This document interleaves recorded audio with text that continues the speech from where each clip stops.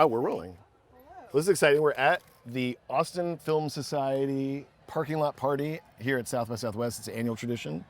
I feel like it's a who's who of the Austin film scene. Wouldn't you say that, Ben? I would say that. I think that's an accurate description. We're missing out on the festivities by standing out here talking to people, but I don't mind. I don't either. We're working the party. I think that's what this is called. That's right. We're actually standing right across from a Rolls Royce, which feels strangely out of place in a way. I don't know if it's apropos or not apropos, but... Except is that a 70s Rolls Royce? So then maybe it's... It is a Dookie Brown, 1977, kind of cheapo Rolls Royce. Rolls Royce that is for sale. It is for sale. So actually that does feel very Austin in a way, yeah. Exactly. Someone rolled in here in the 70s and they never left. On your left. You're listening to Doc Walks with Ben and Keith. Who are we here with, Keith? Ben, let me introduce you to my old friend, Cassie Hay. And when I say old friend, it's not that she's old, it's just that we've been friends for a while. You're old. That's true. Yes. Cassie and I have some overlapping background, both in New York and here in Austin. And the one day that we ever worked together was on a film that she directed that I was a stand-in camera guy way back in like 2014, maybe? Yes, it's still one of my favorite stories. Tell me the story. Because it was a little on the fly. You came in, we were on the UT campus, and this interview subject walked in and took the cowboy hat right off your head. You were wearing a cowboy hat, Keith. I don't know why. And he put it on his head. That's hard. And I was like, ooh, that is a power move. That's a Texas power move right there. Is it? Yes. Yeah. Did you have to immediately go have a duel? I shrank. Yeah, I shrank in my boots. He took the boots off my feet. My toes curled up. You stole all your cattle. It was Dick DeGuerin, legendary Texas lawman or lawyer. Yes. Dick DeGuerin. You just let him do that. Yeah. You have to just let him take your hat. It wasn't my set. If I was the director, I think I might have put up a little bit of fight. But I was there and trying to do a good job for Cassie. And so it was up to her to defend my honor. And so what were you interviewing him for? You were making a movie? Yes, it was a movie called The Liberators, and it was at South by Southwest in 2016, same time as Tower, so it was kind of a nice like full circle moment. You came in and saved my bacon to do that interview. But that's a great expression, by the way, save my bacon. I'm just throwing out the countryisms, but it was a great interview, and he had this great quote for the trailer, which was, sometimes good people do bad things, but that doesn't make them bad people. Wow. I was like, oh man. That was a good impression. As he said it, I was like, oh, this is it. So anyway, it was really fun, and yeah, here we are. And you're here with a new movie, correct? I am a supported filmmaker this year, which is really exciting. Yeah. And you said you're a supported filmmaker with Austin Film Society. What does that mean? So we got a development grant for a feature film. So that means, which is just amazing, that it just allows us the opportunity to really explore their story, build it out, try to make it into a feature, get it to our reps, try to get some juice behind it. So yeah, they've been really wonderful, and we talk about how to solve problems, and I just can't believe that it's another wonderful thing that AFS provides. So. All right. Well, thank you for doing this. Yeah, go enjoy the party, and we'll see you around South by. So nice to talk to you all. Yeah. Okay, thanks. Bye. This is my good friend Tracy Frazier. Ben, do you know Tracy? Yes, I know Tracy. Hello, great to see you. How are you doing? How's South by treating you? I'm doing great. I'm actually been slammed, so I don't know how much I'm going to be doing during South by, but... What are you slammed with? What are you doing? I did a little bit of a pivot from documentary to the world of games. Well, but that's interesting though, because Austin is a hotbed of the gaming industry in a pretty unique way that is building momentum more and more. So tell us about that. Well, what are you doing? The thing is, and I'm in the finance, accounting, running a studio from here that's based in LA. Was it a hard decision making this pivot from documentary filmmaking to the world of video game moguling? No, because of the team. So I'm more of a, like, if they're kind, I will go there. And I got that from Kat Candler. Oh. So that was 20 years ago, working on jumping out bridges and doing that with her and the team there. But yeah, you got to be kind. Nice. You got to be kind. You got to be kind. Agree. In fact, they interviewed me on the treadmill 20 years ago, and they were like, "Are you nice?" And I was like, I think so. They ask you that? Yes. In an interview? Absolutely. I'm going to steal that. We should start asking people if they're... Are you nice? Are you nice? And can you get shit done? That's right.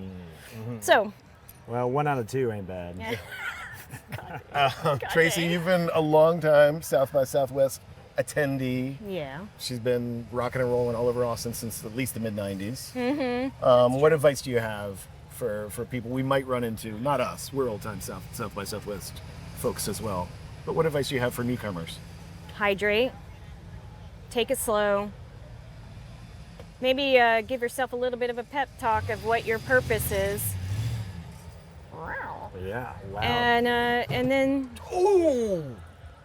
Oh my God. This is the second time that Rolls Royce has been hit. When that one's a lot worse. And than the that first one. one's way worse. I Well, think he's this guy just connected. bought a 77 Rolls I Royce. think he's connected to it, like he can't get loose. Oh no. Or was it a 76? It is a 75. Or 75. Jeez. Loose. Like a fine wine. Oh boy.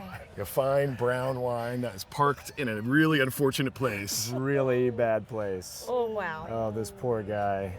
Oh no. Don't worry, it's just a Rolls Royce. God. He actually liked that joke. I would have hated you in that moment, but he smiled. You got to laugh. Because you know why? I'm nice. And I get shit Nice done. and you get shit done. That's right.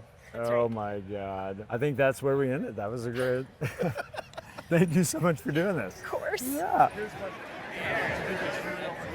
This is Bart Weiss approaching. And you can always recognize Bart because he's got his signature red frame glasses, his shock of white hair, and a big smile, a hearty laugh. When I saw you across the street there, I said, there's a living legend walking towards us. It is Bart Weiss. You can't talk about filmmaking in Texas, at least since 1980 something, without talking about Bart and his role up in Dallas, running multiple festivals, but primarily Video Fest is the festival that you've really championed. Yes. For how many years? What is that fest like, and what do you have to say about it? So I ran it for 34 years, and then there were some years when I splintered off an experimental festival, and then I splintered off a documentary festival called DocuFest. But yeah, it was a lot of fun because I could show things I wanted to show. I didn't have anybody who could say no. I didn't have anybody on my board who would say, no, you can't show that for whatever reason. And I was able to champion a lot of works that I really loved. And because of doing that festival, I got to meet so many wonderful people. Yeah. Like Keith and Well, and I think you showed some of my early short films. I'm sure you don't remember, but I moved here in 2002 and played quite a few films at your festival. And my God. I remember that was always like a sort of a destination. And you'd meet all kinds of very interesting other filmmakers and see lots of mind-blowing work. And so I love that you started, I don't know if putting Dallas on the map is the right way to say it, but like you started something that's very unique, that feels very like of a place. And Dallas has now become, with guys like David Lowery and Sailor Bear being there, Dallas has become something of a film city. We showed David's first short film called Lullaby, and I think we may have the only copy Wow. on a 3/4 inch tape. Oh boy, you hear that, David Lowery? That's right. I hope he has one, but I know that we do. And maybe he doesn't great. want it. It's a great film. It's wonderful. Awesome. That's so cool. So, you know, one of the things we talk about is the state of documentary film, and you have an interesting angle on that as somebody who has run a festival for 34 years. What are you currently seeing as being the state of doc film? Well, like most things in life, it's the best of time and the worst of time. It's the worst of time. It's really hard to get on a streaming service or distribution, right? So the feature documentary, the one best documentary, has no distribution. Which is No Other Land, Yes. correct? Yeah. No Other Land. Really wonderful film. It's playing in theaters, but they're booking it themselves. Like, what kind of world are we in where the documentary feature winner at the Academy Awards has no distribution? And you're in this place where if your film does not have a celebrity or about true crime, you're probably not going to get on a streaming service, and you're probably not going to get distribution. But yet, there's a gazillion documentaries being made, and everything else, like A lot of them are not good, but some of them are incredibly awesome.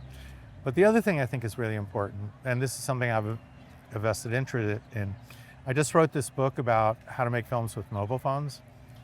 And mobile filmmaking, I've been doing these workshops all over the country. And to me, what this is able to do is to make sure that anybody can make a documentary. If you use the Blackmagic camera app and you learn how to get good sound and you do a bunch of other things that you can easily learn. But more importantly, and I think this is what the real great thing about mobile filmmaking is, you need less crew, which means you can have much more intensity in what you're doing. So if I don't have a sound person and a gaffer and a DP, and it's just me and you having a conversation, I can get something completely different. Absolutely, it's more intimate, for sure. I love hearing you say that, Bart. That is my personal approach to filmmaking. We don't use phones, although I have been known to sneak a few iPhone shots in. But I totally agree that the more layers of institutional, quote-unquote, help you add, the further you get from an intimate personal connection. And also in narrative film, there's this shot, a still image of Soderbergh directing High Flying Bird. And it's just him and his actor in a gym with a phone on a tripod.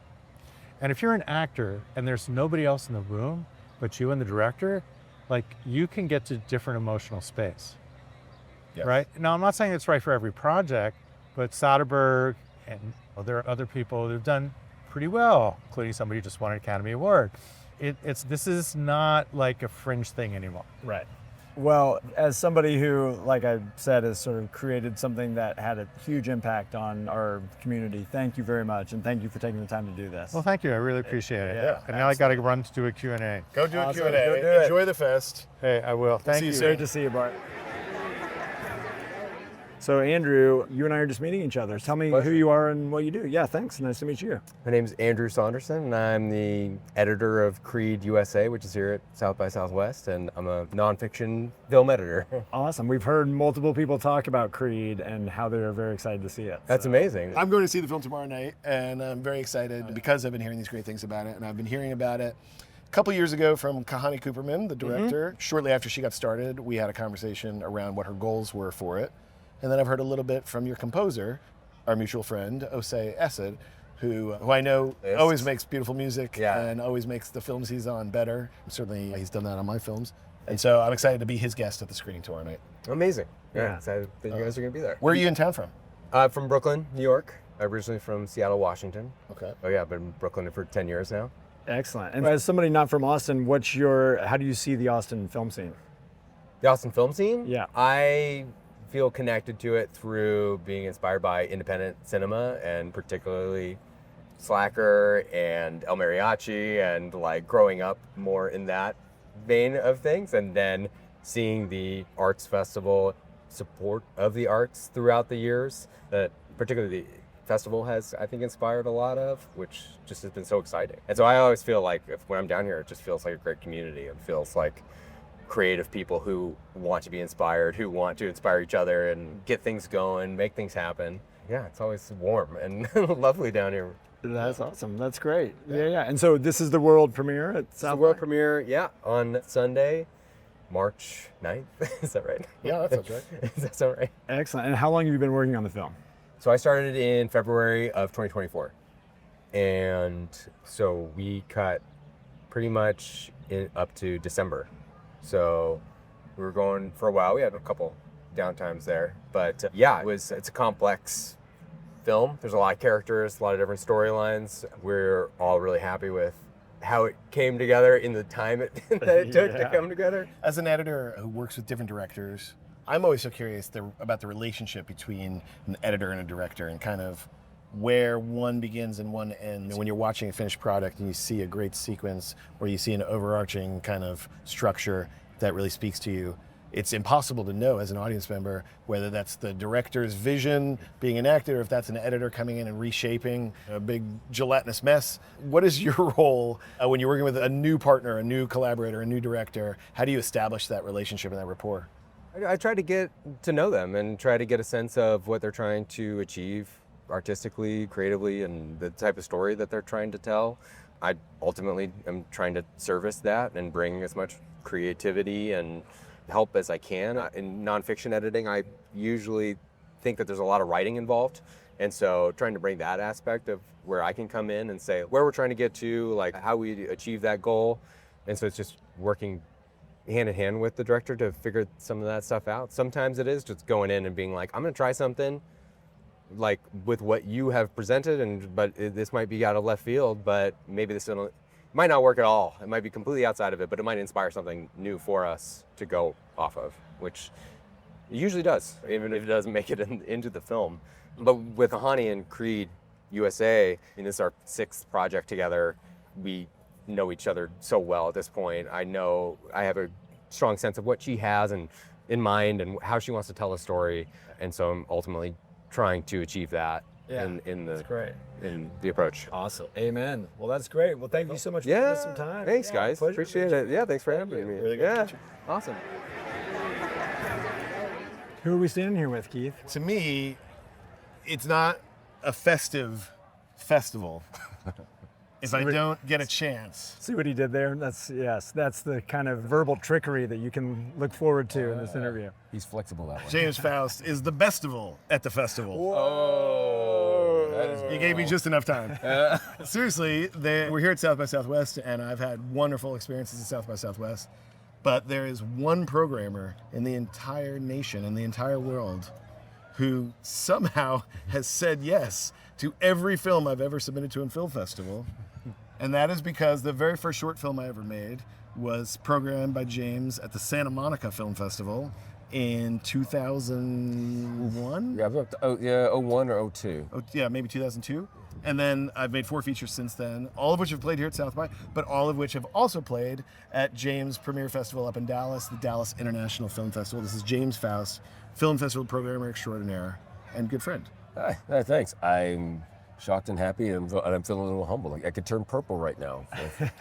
That's a good intro. Thanks. Purple Steve. with humility. That's right. I think in spite of having poor taste, we want your opinion here about, I don't know how much Keith told you, but we're doing a podcast about the state of documentary business, about what it's like to be a working filmmaker. Okay. In your case, what it's like to have a festival right now in this environment. So give us an overview. What are you thinking about the state of documentary film right now? I can actually say that in the 20 years I've been doing programming, from the Deep Ellum, Santa Monica, Asian film festivals, Austin Film Festival, Dallas, AFI Docs, at this point in time, I've never seen more documentary films being made, created than ever.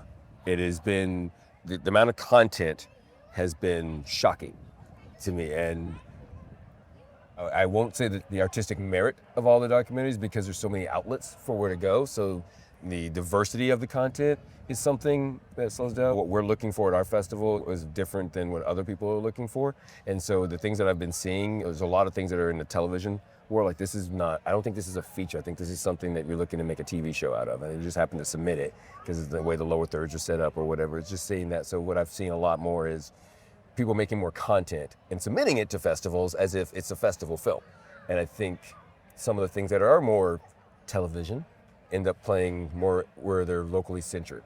For instance, like, oh, there's a great story about a homeless shelter in San Antonio. Yeah, it's a pretty cool movie, but it seems very San Antonio centric. Right. And so the content is there, but the filmmaking seems a little bit, so product seems to be not a problem. That's really interesting. I wonder how much of that is as social media's influence, because it's almost like you're expected to be documenting and posting and telling stories about your life, and as younger people are coming up, maybe What's a that's lot of that? rubbing off, and like that's leading to more documentary content. I think, yeah, but everything from true crime to just reality television. I don't want somebody should do a study on this and go back to when the first big strike happened, and then we have this rage of reality television that came out beyond Survivor, and you have all these house shows and everything. I just think that, and people growing up on that as well, because that's what we were watching. There wasn't a lot of scripted TV for a year or 2 years, and just this barrage of these products. And like, oh, I'm watching TV. What? Yeah, I'm watching Real Housewives of Guatemala. Okay. Like, that's it, but they're watching that thing, and so I think that translates into, I can do that. I can make a show about this. I'm gonna make a show about people going on blind dates, and it's just blah, and all that, and then they turn that into submitted films for film festivals, which is just mind blowing. I don't know what you're thinking. You should go talk to Netflix or put that on Prime yourself. That's so interesting because a lot of you, as you might guess, a lot of people's answer to that question can be doom and gloom sometimes about like funding being hard to get and eyeballs being hard to reach and people being distracted by their phones and that sort of thing. But in a way, you could look at your answer as being like, this is a sort of golden age in a way of documentary. I know you're saying it's more maybe quantity than quality, but but it's interesting that there's that level of quantity. Yeah, it is. And I just think that there's almost too much, and I don't think it's hard to find a place to find what you want to find. Like, I don't think eyes are a problem. I think in the business side of it, I think it's who's ever investing or wherever you're streaming from, like the monetization of those eyes. And I think that seems to be the difference. I think people are watching things. I still think people are sadly making money making the things that people are watching because the back end is not very great. Oh yeah, we'll take your thing and you're just happy to get it sold and happy to get it seen. Yeah. But that may not put bread on the table. You're basically describing every experience I've ever had with a distributor. Yes. And when I talk to filmmakers nowadays, one of the things the way that I can make sense of it is it feels like the film business is where the music business was about 10 years ago when Spotify came around. Oh, wow. And all of a sudden everything is expected to be free, so why should we pay for it? Why do we buy a record when I can just subscribe to Spotify and it's free, or Apple Music, or pull it up on YouTube? And I think, if you look at the analytics, people go home now and they watch YouTube, which is hard for me to understand as somebody who doesn't do that. I'm always amazed by those people, or the how-tos, like the guy who will teach you like some very specific niche thing. Like the fact that they took the time to do that and post it is mind-boggling. I repaired my washer and dryer.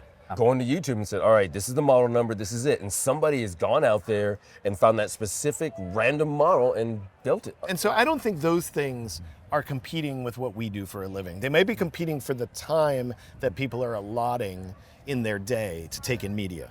And so in that way it is in competition, but they're not trying to scratch the same itch. They're not doing long form storytelling. They're not saying, let's have an emotive, empathetic human exchange. Yeah. They're saying, in my mind, they're competing with the newspaper. It used to be you wake up in the morning and your dad, before he went off to work, might read most of the newspaper. It might take an hour and a half, and that was like an hour and a half in his day, and it was consumed and discarded. The next day there's another newspaper, consumed and discarded.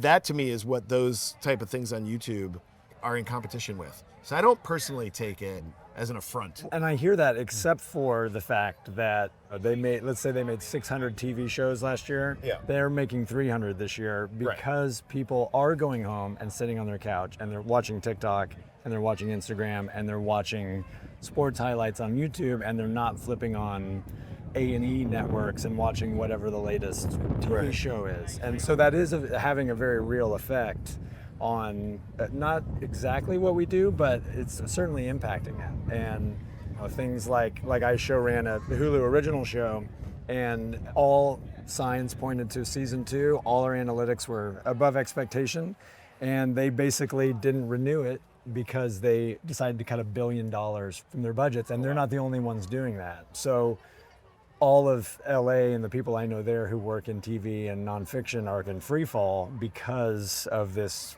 new societal shift. So I hear you, but I that's very respectfully real. disagree. No, that's very real. You have much more, and I'm just talking out of my ass here, so I'm happy to probably edit this out. But I'm curious, as somebody who programs film festivals, runs film festivals, like how do we bridge those gaps? Because in a way, they're the same thing, right? Like, it's storytelling, it's documenting, it's I'm waiting for the synthesis, and I'm excited for what the new version of, the morphing version of documentary is going to. I don't think there needs to be a different model and expectations.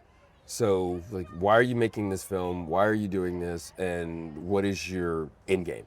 That's great. Oh, what a great answer. Well, let's get back to some of those filmmakers and go party with them. Thanks, James. Thanks for doing this. I want you to introduce yourself and tell us what you do and what the Film Society does, like you would be talking to a class full of students, because I think a lot of people who hopefully will listen to our podcast may not be familiar with how important and pivotal the Austin Film Society is. Yeah, my name's Rebecca Campbell, and I'm the CEO of the Austin Film Society, and I've been in this role for 27 years. And at the moment, we're celebrating our 40th anniversary, believe it or not. So the Austin Film Society, all week long, as we've gotten ready for South by Southwest and we've done our big annual gala, the Texas Film Awards, all kinds of people have been just like testifying and talking about how AFS has changed their lives. And I've heard people say, if you could just use one word to describe AFS, and one of them said community. And they said that was the way they were able to find their people, was through AFS when they moved to Austin. Rebecca, what makes Austin Film Society what it is? For starters, just hanging in there. Because you know how it is, you could see all the things that could happen and that you want to do and that you could do. But you have to hang in there for the iterations of it, because you don't just buy something like this, you build it. And so really what makes AFS what it is, it's still true. Our founder, Richard Linklater, who just wanted to show films and help filmmakers, and it just built from there, but that's always been the North Star. It comes across, and as Ben said, he's one of those people, I'm one of those people. Austin Film Society started giving production grants right around the time I was in college and undergrad, and it was actually the first grant I'd ever heard about for filmmaking, and the fact that it came from the work of a filmmaker like Linklater was just another of the many steps of inspiration that his career and what the Austin film scene in the 90s presented to me as an emerging filmmaker. And then over the last 20 years, receiving some of those grants, being a part of the committee that chooses grants, working in and around the world of the society, it's offered what you just said, community. And when you come to this party, you're going to recognize 20 or 30 faces, and it's people from all levels in our industry, people who are going to be on the marquee at the Paramount this week, and people that are struggling to get their first film out of the computer and onto any screen. You juggle all that as a CEO. Wait, I want to tell you something that reminded me of something what you just said. That reminded me. So I went to the University of Texas at Austin to learn documentary filmmaking, and it was brutal. It took me 5 years to get my MFA. I went through 2 learning curves, because first it was linear, then it was nonlinear. And it was somewhat humbling, but I got my documentary made. It was a really cool story about a dying mining town in Oklahoma. And so then I did not know what I was going to do. And then the Austin Film Society needed somebody, and I already had a nonprofit management background. So I reluctantly went to the interview just thinking, I'll see what this is. And I immediately just fell in love, and I knew I'd found my people. And before I started the job, I don't know why, but I handed Richard Linklater my film, my 30-minute film, and he responded to me and said, I watched your film, and he told me the things that he liked about my film. And I just realized what you said about people at all levels, that is a real thing in the documentary film community and in the AFS community. And not all of us are like destined to become marquee names. Eventually I found my passion in being behind the scenes and helping really talented, funny, cool people like yourselves get their stories out there. But yeah, we don't know where we're going to end up, but just taking that step and jumping in and doing it and is the thing. And I like to think that AFS encourages that. Rebecca, thanks for this party. Every year we were talking about it. It is the kickoff to South by Southwest. It's a way for people who don't have a film in the festival or who can't afford a badge to get what makes South by so exciting, which is a celebration of film, a celebration of community, and it's a reminder of what we love about AFS. And it's always a beautiful day here in the parking lot at Austin Public, so thanks for a great party. Do you want to talk to us? Or? Yes, come on, my wizard. You have to do this. What are you talking about? What the fuck? So we're here, we're talking to people about basically the state of the Austin film community, what the AFS party means to you each year. I think that this event in particular, I tell people who are visiting filmmakers, like part of the indie or doc crowd, they've got to come here. I think it's a great place where all the people can gather, and it's got that Austin vibe to it. This is like sort of a street party. And so people are comfortable with each other, so the people from out of town become comfortable as well.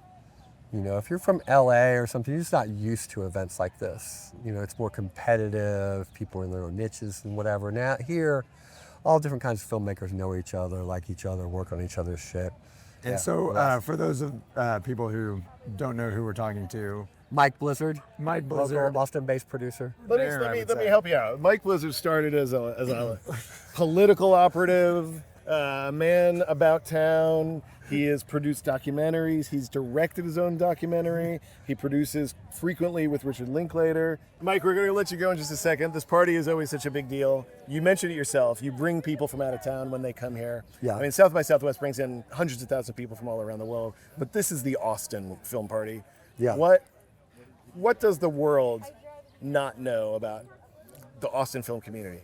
I mean, the biggest thing I kind of alluded to earlier is just there's not really competition. It's all collaboration. And so if an Austin filmmaker is doing well, that's good for every other Austin filmmaker. You know, a rising tide lifts all boats. In other places, in New York and Los Angeles, people of course don't see it that way. It's a more cutthroat industry and business. And so I think that comes from the top a little bit. I think Linklater and Rodriguez and stuff, they've always been these creative, want to do it their own way, by their own rules type of people. And of course, they're the sort of twin titans of the modern era of film in Austin, I guess.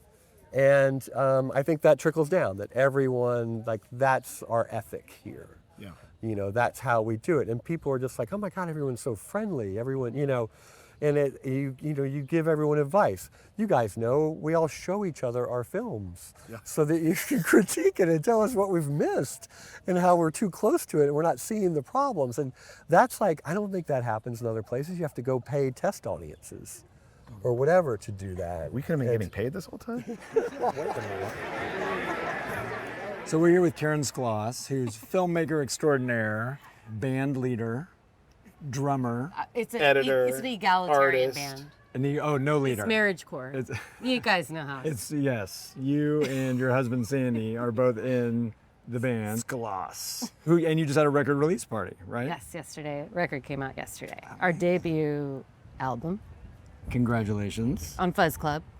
Fuzz Club. Okay. Yeah. And how'd it go? How was It the? was great. Yeah. Yeah, and now we're just gonna play 5 more shows and a showcase on Friday. Amazing. It's old school South by Southwest. That is. Yeah, it is. This is my first South by Southwest. Well, no, not first one, but in a while as a musician instead of a filmmaker. It's okay. Karen, we're here at the Austin Film Society party. What does this party mean to you as a local filmmaker? So that long history of relationships at South by. What makes this such a fun party? It's a reunion every year. It's the best. And the Film Society is one of those things that is at the heart of our success as a community in Austin. And I feel like that, and then also just that there were the right amount or the perfect kind of group of filmmakers that decided to nest here. Everybody knows the folks, but I'll also add Paul Steckler in the doc world and attracting all these people. So we just have had this like amazing community growing up here, and AFS is like the watering hole. It's That's like a great way to say it. we can all come, and some of them are adult beverages, but we can all hang out and catch up, and people who are coming through town who are a part of our family, we all get to reconnect. And then there's also so much tremendous talent coming through all the programs and the services, and then even just the film festival who are attracted. So it's become something, it's really snowballed. Yeah. It's one of the greatest artistic nonprofits in the country, I think, now. Yeah, so many people envy the Austin Film Society. When, as a filmmaker, you tell somebody you live in Austin, that's like often what they want to talk about. It's insane. Yeah. I mean, we're so privileged that we were here when it was first being put together, or like we weren't here 40 years ago, but I feel like we were the first like pipsqueaks. Yeah. You know? First class of Yeah. AFS. Yeah. Yeah. The Muppet Babies. Maybe Garbage Pail Kids in your. That's probably correct. Let's wrap it up. Let's wrap it up. My voice is going. You gotta. I was like, are you okay? Your ride is waiting for you. The party's over. Yeah, let's. Turn off the lights. The party's over. Yes, this has been an awesome day. We set out to go do kind of man on the street interviews at South by Southwest, and we said we're going to go to the AFS party as kind of one part of that. But this feels like it's a whole episode. It feels like the AFS party celebration of the community here in Austin is an episode unto itself, and I think maybe Karen just named it The Watering Hole. Hey, I love that. Well, it's pretty hilarious to drive up and see you guys doing this, I have to say. Yeah. It really gave me a good chuckle. Oh, good. Yeah. Seeing me look like a huge nerd with a fanny pack on and headphones. We said we're gonna go to the party. We don't want to feel like those dipshits at the party are like working and trying to make something out of nothing. We'll grab one or two people off to the side. No one will even notice. And here we are. I was like, that's one way to get invited to the party. Now you know our secret. That's right. Well, thank you for doing this, Karen. Yeah, it's great to see you. Yeah, great to see you too. All right, so that was like basically all of our friends here in Austin that we just talked to at a party. Well, it was all of our friends, and given a new context via our good friend Karen Skloss, when she said this place is like the watering hole, which I never thought of it that way, but I am kind of like an old caribou who like saunters down to the water's edge. I've been saying that about you for years. Keith's just an old caribou. I was thinking of it more as like sometimes you want to go where everybody knows your name. It's something that strikes me whenever we do this podcast is like when you go to that party and you look around, there's a dozen people at this party that should be hosting their own filmmaking podcast. Mm-hmm. These folks had a lot to add. I'm glad we got a chance to talk with them. Your voice is sounding a lot better. Thank you. I'm feeling much better now that South by is behind us. I love it, and every year it beats me up. But I hope you guys like it. It was a lot of fun to make. Yeah. Appreciate you guys checking out this episode. Of course, we also released an episode with John Sloss this week, and he's got insights into the media landscape and the 90s indie film boom that inspired both of us so much in the early parts of our career. And so check that episode out. And then join us next week where Ben and I go on a walk, just the two of us. We're going to be moseying through Hyde Park here in Austin. And we have a lot to say about the modern media landscape. So tune in for that. We were wandering down back alleys and getting lost in Hyde Park and getting lost in philosophical thought. So hope you guys enjoy. Yeah, that's going to be a video episode 2, which we are, slowly porting over to. It looks like all of these episodes are going to be kind of up on YouTube for those who like to watch when they walk. And for those of you who just prefer to listen, you can find us at Apple Podcasts and Spotify. iHeartRadio, apparently. I mean, who knows? We could be playing at truck stops right now, Keith. Our reach is long.